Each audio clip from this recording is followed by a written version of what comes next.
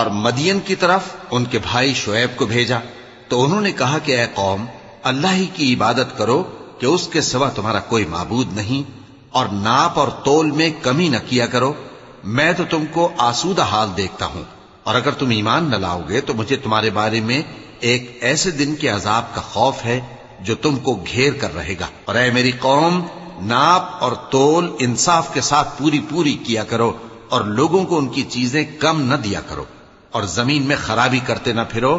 اگر تم کو میرے کہنے کا یقین ہو تو اللہ کا دیا ہوا نفع ہی تمہارے لیے بہتر ہے، اور میں تمہارا نگہبان نہیں ہوں۔ انہوں نے کہا، اے شعیب، کیا تمہاری نماز تمہیں یہ سکھاتی ہے کہ جن کو ہمارے باپ دادا پوجتے آئے ہیں ہم ان کو ترک کر دیں، یا اپنے مال میں تصرف کرنا چاہیں تو نہ کریں؟ تم تو بڑے نرم دل اور بڑے سیدھے ہو۔ انہوں نے کہا کہ اے قوم، دیکھو تو، اگر میں اپنے پروردگار کی طرف سے دلیل روشن پر ہوں اور اس نے اپنے ہاں سے مجھے نیک روزی دی ہو تو کیا میں اپنا فرض ادا نہ کروں؟ اور میں نہیں چاہتا کہ جس بات سے میں تمہیں منع کروں خود اس کو کرنے لگوں۔ میں تو جہاں تک مجھ سے ہو سکے تمہارے معاملات کی اصلاح چاہتا ہوں، اور اس بارے میں مجھے توفیق کا ملنا اللہ ہی کے فضل سے ہے۔